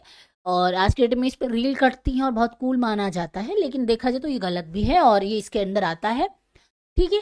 तो उसमें क्या हुआ, ये पिशाच विवाह। अब देखिए, एक पल को मान लीजिए लड़की सो रही है, उसको नशे के हालत में नशा वशा दे दिया गया है और जिसके बाद उसके साथ संबंध बनाए गए, और संबंध बनाने के बाद अब लड़की किसी काबिल नहीं मानी जाती है, सोसाइटी के अकॉर्डिंग नहीं मानी जाएगी। और हाँ, लड़की की जहाँ मर्जी नहीं है तो वो करना भी नहीं चाहिए, लेकिन ये हो चुका है तो उसके बाद उसी के साथ उस लड़की का विवाह करवाया जाता है, वो क्या हो गया, पिशाच विवाह के अंदर आ जाता है। तो टोटल क्या है, ये 8 प्रकार के विवाह हैं जो उस दौर में होते थे।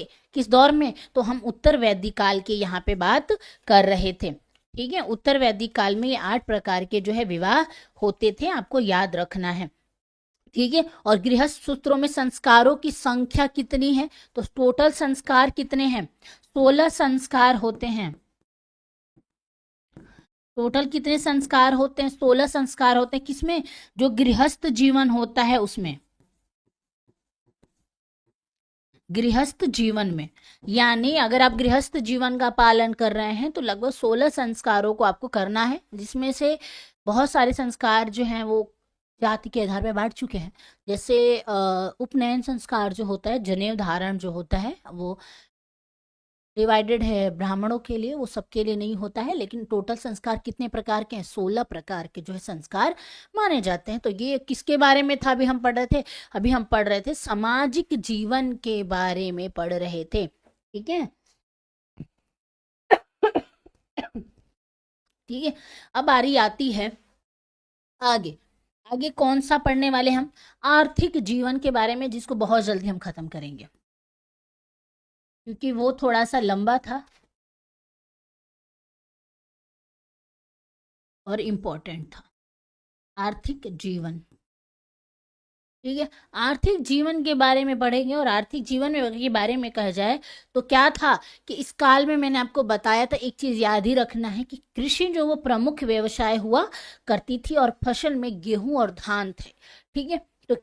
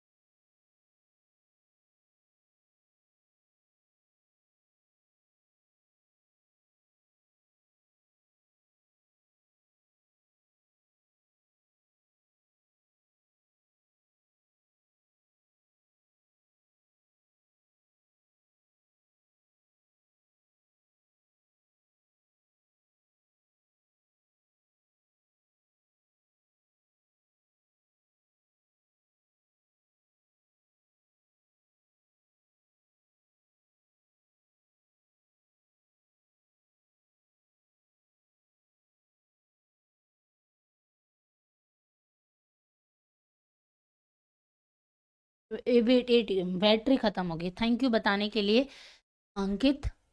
एक सेकेंड, हाँ।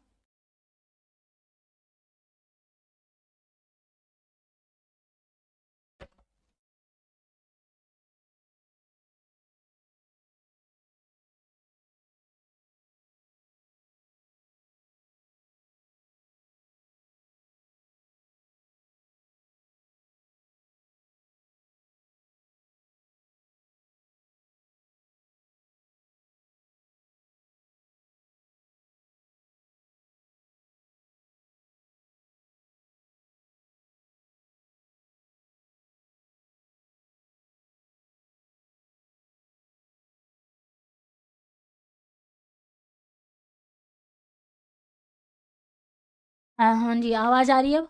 अंकित बताइए मुझे, कहाँ से बातें बंद हुई थी? मतलब आपने कहाँ से सुना था कि मेरी आवाज नहीं आ रही? मतलब ये बता दिया था इसमें आवाज आ रही थी कि आर्थिक प्रमुख व्यवस्था थी इस दौर की। ये आपने पढ़ लिया था क्या? ये आवाज इसमें सुनाई दी थी आपको? अंकित एक बार प्लीज मुझे बताएंगे कहाँ तक आपने आवाज सुना था कि आवाज नहीं आ रही है? मैं एक बार फिर से इसको बता देती हूँ कि इनकी प्रमुख क्या थी, कृषि आधारित व्यवस्था थी और इनको गेहूं और धान के बारे में जानकारी हो गई थी। लेकिन हमने ऋग्वैदिक काल में पढ़ा था कि इनको किसके बारे में नॉलेज नहीं थी? धान और गेहूं के बारे में नॉलेज नहीं थी, लेकिन इनको जौ के बारे में पता था। लेकिन समय के साथ इनको दोनों के बारे में भी पता हो गया था। साथ में इनका इस्तेमाल जो माना जाता है, सबसे बड़ा इस्तेमाल वो लोहे का इस्तेमाल माना जाता है, ठीक है। ओके, कोई बात नहीं, कोई बात नहीं। लोहे का इस्तेमाल माना जाता है कि इस दौर में सबसे बड़ा लोहे का इस्तेमाल किया जाता है। और उदाहरण के लिए जो आपको याद रखना है, तो ये याद रखना है कि उत्तर प्रदेश का अंतरजी खेड़ा नाम का एक स्थान है, जो सबसे ज्यादा लोहे का उत्तर वैदिक काल में लोहे का इस्तेमाल के लिए जाना जाता है। उत्तर प्रदेश का कौन सा जिला, जिला कह रही हूँ, कौन सा स्थान है, अंतरजी खेड़ा। वो आपको याद रखना है। वो ऐसी जगह है जहाँ पे उत्तर वैदिक काल के हमें बहुत सारे अवशेष मिले हैं, जो लोहे के प्रमाण मिले हैं, जो बताते हैं कि उत्तर वैदिक काल के हैं। ठीक है, और इन शॉर्ट में कौन सा काल, तो ये है उत्तर वैदिक काल जो हम बता रहे हैं इसके बारे में। ये वही वाला टाइम है जब हम नवपाषाण काल का पढ़ रहे थे ना, मध्य पाषाण काल, उत्तर पाषाण काल, तो ये वही उत्तर पाषाण काल है। इसी दौर में लोहे के बारे में इनको जानकारी हो गई थी। बिल्कुल, आपको भी राधे राधे।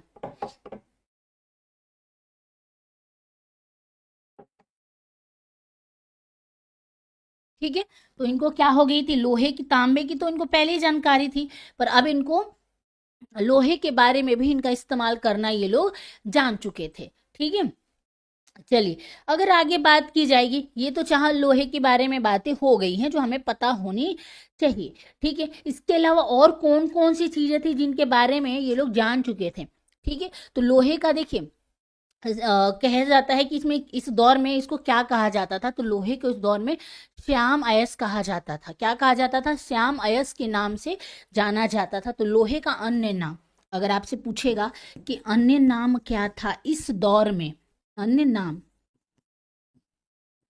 तो श्याम, श्याम का मतलब होता है सांवला। क्या होता है, सांवला। ठीक है, श्याम अयस के नाम से जाना जाता था किस दौर में, तो हम उत्तर वैदिक काल के बारे में यहाँ पे बात कर रहे हैं। अब ये हो गया, लोहे के बारे में तो जानकारी थी, साथ ही अब उनको क्या पता चल गया, तो साथ ही जो आपको याद रखना है कि साथ ही उनको अब पता चल गया है सोना, चांदी, मतलब वो चीजें, कांच भी आपको लिख लेना है, कांच, कांचे के बारे में भी इनको जानकारी हो गई थी। यानी इस दौर में जो अब हम इस्तेमाल करते हैं वो सारी चीजें इस दौर के लोगों को क्या हो गई थी, जानकारी हो गई थी। ठीक है, टीन भी याद रख लीजिएगा, टीन के बारे में भी, सारी धातुएं जो हम इस्तेमाल करते, शीशा इत्यादि। ठीक है, ये सारे धातुओं के बारे में क्या हो गई थी, इनको जानकारी हो गई थी।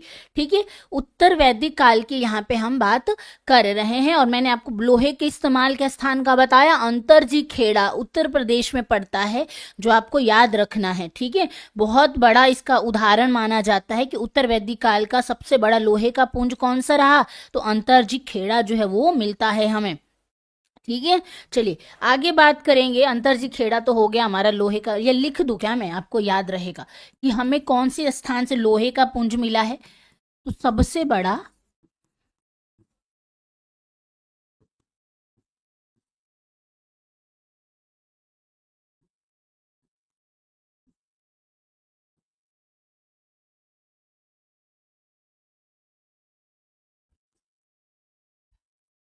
यूपी का अंतरजी खेड़ा, अंतरजी खेड़ा है, याद रखिएगा। कौन सा स्थान है, तो अंतरजी खेड़ा जो है उत्तर प्रदेश का सबसे बड़ा स्थान जो है वो माना जाता है, आपको याद रखना है। जहाँ पे हमें क्या मिला है, लोहे का इस्तेमाल हमें करते हुए चीजें जो है वो मिली हैं यहाँ से उत्तर प्रदेश में। ठीक है, ये याद रखना है आपको, उत्तर वैदिक काल का है ये। वहीं अगर बात की जाएगी कि चलो ये तो हो गया, निकष स्वर्ण मुद्राएं भी क्या थी इसमें थी। ठीक, कौन सी मुद्राएं थी, निकष स्वर्ण मुद्राएं थी और सतनाम चांदी की मुद्राएं थी। निकष के बारे में अगर आपसे कभी पूछेगा कि निकष क्या था, आपको याद है बलि के रूप में जो दान दिया जाता था ऋग्वैदिक काल में, उसमें भी निकष था। निकष का प्रॉपर अर्थ होता है, निकष का प्रॉपर जो अर्थ होता है वो ये होता है गले में पहनने वाला आभूषण, लेकिन उसको बाद में सोने में भी कन्वर्ट कर दिया गया। अब जो जो गहने होंगे वो किसके होंगे, तो निकष के स्वर्ण होंगे, यानी किसके होंगे, सोने के होंगे। याद रखिएगा, निकष के जो स्वर्ण के होंगे ये सोने के होंगे, निकष किसके होंगे? निकष स्वर्ण के होंगे, और अब किसके होंगे? चांदी के भी होंगे। चांदी के क्या होंगे? क्योंकि सोना और चांदी इन दोनों के बारे में इनको क्या हो गई थी? जानकारी हो गई थी। मुद्राएं लिखना है यहाँ पे। सोने और निकष स्वर्ण के और चांदी की, सतनाम चांदी की भी मुद्राएं थी।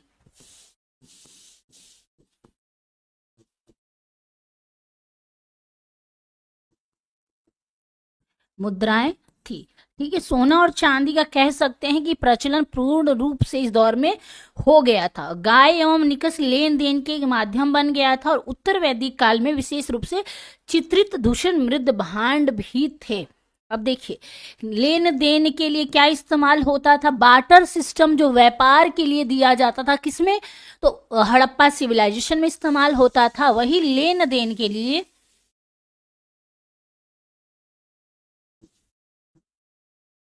लेन देन के लिए,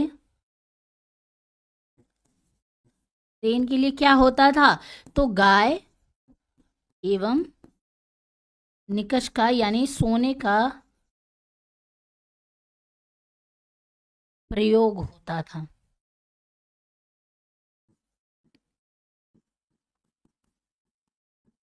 होने लगा था।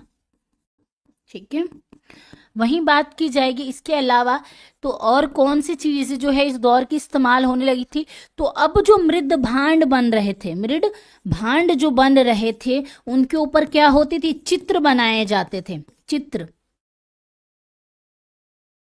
चित्रित होते थे। ठीक है, यानी चित्र बनाया जाता था, यानी जिन पे क्या होता था? चित्र बना होता था। यानी मृद भांड जो होंगे, मटके जो बनाए जाएंगे सामान रखने के लिए, ऊपर चित्र बनाया जाता था। आपको याद रखना है। ठीक है, तो ये किसका? उत्तर वैदिक काल की आर्थिक व्यवस्था थी। हम धार्मिक जीवन करके आज हमारा पूरा उत्तर वैदिक काल जो है वो खत्म हो जाएगा। ठीक है, अब बारी आती है इसके बारे में, तो हम बात करने वाले हैं धार्मिक जीवन के बारे में। धार्मिक जीवन, अब देखिए, धार्मिक जीवन और सामाजिक जीवन इस दौर के दोनों एक दूसरे से आमने सामने हैं। क्या है? एक दूसरे के आमने सामने हैं। दोनों ही कहीं ना कहीं धार्मिक और सामाजिक एक दूसरे से जुड़े हुए हैं, और इस दौर में दोनों कहीं ना कहीं इंपॉर्टेंट माने जाते हैं। ठीक है, उत्तर वैदिक काल में धार्मिक अनुष्ठान और कर्मकांड में क्या हुई? वृद्धि होने लगी थी। यानी देखा जाए तो पहले क्या था कि लिमिटेड भगवान की मूर्तियां बनाई जाती थी, पूजा पाठ की जाती थी, यज्ञ वगैरह। ठीक है, लेकिन इस दौर में क्या हुई कि मंदिर वगैरह थोड़े कम बनाने लगे। मंदिरों वगैरह को जो बनाए जाते थे उसको कम कर दिया गया, लेकिन मूर्ति पूजा बढ़ गई। क्या हुई? मूर्ति पूजा जो है वो बढ़ गई। तो इसमें जो आपको याद रखना है वो ये रखना है कि पहला याद रखना है कि कर्म कांड,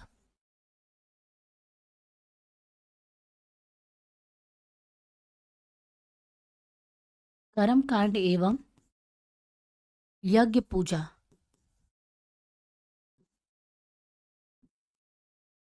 क्या हुई? में वृद्धि हुई। ठीक है, क्या हुई? यज्ञ पूजा और कर्मकांड में क्या कर दी जाती है? इस दौर में जो है वृद्धि हो जाती है। ठीक है, और ऋग्वैदिक के जो देवता थे, यानी इंद्रदेव की हम यहाँ पे बात कर रहे हैं, इंद्रदेव और अग्निदेव का महत्व क्या हो गया था? अब कम होने लगा था। इसका महत्व कम होने लगा था कि इंद्रदेव का और अग्निदेव का अब जो है महत्व कम होने लगा था। इसके पीछे कारण है। क्यों? क्योंकि अब जो पुरोहित थे वो सबसे अपने आप को ऊपर रखने लगे थे, और उसके बाद राजा आ जाते थे, उसके बाद ही किसी को माना जाता था। क्योंकि अब जाति को ज्यादा ऊपर रखा गया, तो जब जाति को ऊपर रखेंगे तो ब्राह्मण और ऊपर रखेंगे खुद को, तो वहां पे अपने आप जो देवता हैं वो हट जाएंगे ना। देवताओं को कहाँ रखा जाएगा? जो ऋग्वैदिक काल में अगर आपसे पूछेगा कि ऋग्वैदिक काल में जो देवता थे उनकी वैल्यू किस दौर में कम हुई? तो याद रखना है, और कौन से देवता थे? तो इंद्रदेव थे, इंद्रदेव एवं अग्निदेव, अग्निदेव। ठीक है, इनकी क्या हुई? वैल्यू जो है वो कम हो गई थी।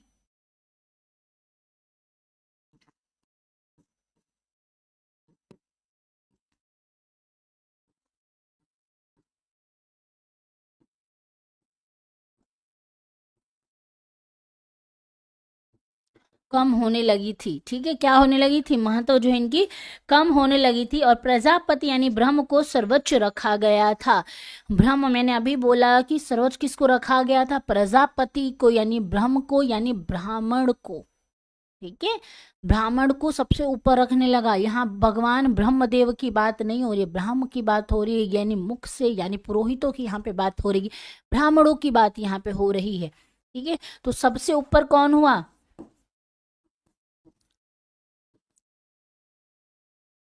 ऊपर कौन रखा गया? सबसे ऊपर रखा गया जिसको प्रजापति। प्रजापति यानी ब्रह्म, हाँ ब्रह्म की बात हो रही है, इनको सबसे ऊपर रखा गया। ठीक है, तो एक तरह से देखा जाए तो हमारा जो है उत्तर और ऋग वैदिक का पूरा वैदिक काल जो है खत्म हो गया, यानी दोनों काल खंडों को आज हमने खत्म कर दिया है। उत्तर वैदिक काल और ऋग वैदिक काल दोनों खत्म हो गया है। और दोनों में आपने देखा कितना जमीन आसमान का फर्क है। और मेरा ये ऑल टाइम फेवरेट टॉपिक रहता है, मुझे मजा आता है इसको पढ़ाने और समझाने में। लेकिन आपके लिए कुछ इंपॉर्टेंट चीज़, और वो इंपॉर्टेंट चीज़ ये है कि आपको क्या करना है, आपको कुछ मूवीज़ देखनी है। और देखिए, मूवीज़ दिखना बहुत, इसलिए नहीं कह रही हूँ कि मूवीज़ देखना क्यों है ये वो, उसको अलग वे में मत ले जाइए। मूवीज़ के नाम बताती हूँ मैं आपको। ठीक है, कौन सी मूवीज़ देखनी है नोट में लिख लीजिए। पहली आपको लिखनी है, हमने जो ये पढ़ा है अगर इसको आपको समझना है तो एक तो आपको शुद्रा देखनी है। शुद्रा एक मूवी है, शुद्रा शॉर्ट मूवी है। ठीक है, यूट्यूब पे फ्री है, शॉर्ट मूवी है। शुद्रा देखेंगे ना आपके रोंगटे खड़े हो जाएंगे। मैंने इस मूवी को 2-3 साल पहले देखा था। वो भी कब, मेरे को एक मेरा आईएएस दोस्त है, उसने सजेस्ट किया था, उसने मुझे इस मूवी का लिंक भेजा था और तब मैंने देखा था ये मूवी 2-3 साल पहले, कोविड के टाइम पे। और तब मैंने 12th करी थी बस, उस समय देखा था और ये मेरे रोंगटे खड़े कर दिए थे। और उसके बाद मैंने फिर इस चीज़ को समझा कब, जब मैं न्यूज़ में गई और जब मैं ऐसे लोगों से मिली जो इस समाज से आते हैं, तब मुझे रियलाइज़ हुआ कि इन लोगों पे सच में ये चीज़ें बीती है। तो ये शुद्रा देखना है। और दूसरे हैं एक सदगत, सदगति है, गति, सदगति मूवी आपको देखनी है। ये बहुत ज़्यादा इम्पॉर्टेंट है। और ये दोनों मूवी अपने आप में बहुत कुछ बताती हैं और बहुत कुछ बयां करती हैं जिसके बारे में आप सोच भी नहीं सकते। ठीक है, सदगति और शुद्रा देखनी है आपको। हाँ, ये दो मूवी देखनी है। और ये मूवी मुझे लगता है हर इंसान को देखनी चाहिए लाइफ में एक बार। हर इंसान को लाइफ में एक बार देखनी चाहिए, धर्म के आधार पे नहीं, जाति के आधार पे नहीं, इंसानियत के नाते देखनी चाहिए। जो हम आरक्षण की बात करते हैं ना कि आरक्षण को हटा देना चाहिए, नहीं होना चाहिए, क्यों रखना चाहिए, ये मूवी आपको बताएगी। ये मूवी आपको बताएगी कि भीमराव बाबा साहब ने कितनी मेहनत की है। और सिर्फ यहाँ जाति के नाम पे नहीं, महिलाओं के लिए भी, स्पेशली वुमेन्स की बात यहाँ पे मैं कर रही हूँ। बाबा साहब ने कितनी मेहनत की थी समाज को इससे इस लेवल पे ले जाने के लिए। ठीक है, तो अगर आपके पास टाइम हो, यूट्यूब पे फ्री में है, ये दोनों मूवी आपको देखनी चाहिए, एक बार ज़रूर देखनी चाहिए। सारी चीज़ों को साइड करके यहाँ से पूरा खाली कर देना, जाति ये सब मत रखना, भेदभाव कुछ मत रखना, बस एक मूवी को मूवी की तरह देखना। और फिर उस मूवी को ख़त्म होने का इंतज़ार करना। आपको लास्ट आते आते आपको बहुत कुछ फील हो जाएगा कि उस दौर में, चलो जाति छोड़ दो, इंसानियत भी शायद नहीं थी। इंसानियत की जो बातें हम करते हैं ना, इंसानियत की आज भी है कि नहीं, उस इंसानियत के बारे में आपको पता चलेगा। ठीक है, तो चलिए आज की क्लास करते हैं यहीं ख़त्म। मिलेंगे अगली क्लास में। और अगली क्लास में हम जो पढ़ने वाले हैं, हमारा जो टॉपिक होगा वो होगा 6ठी शताब्दी ईसा पूर्व, यानी भक्ति आंदोलन। जब ये इतने सारे कर्म कांड अपने चरम पे थे तो एक नया दौर आता है और उस नए दौर में बहुत सारी चीज़ें बदलती हैं। और उसी दौर के बारे में हम पढ़ने वाले हैं कल की क्लास में। ठीक है, तो मिलते हैं अगली क्लास में। आज के लिए इतना ही, धन्यवाद। आई होप आज की क्लास आपको अच्छी लगी होगी। और कोई चीज़ रह गया होगा तो प्लीज़ कमेंट सेक्शन में हमें ज़रूर बताइएगा और वीडियो को लाइक एंड शेयर करना ना भूलें। धन्यवाद।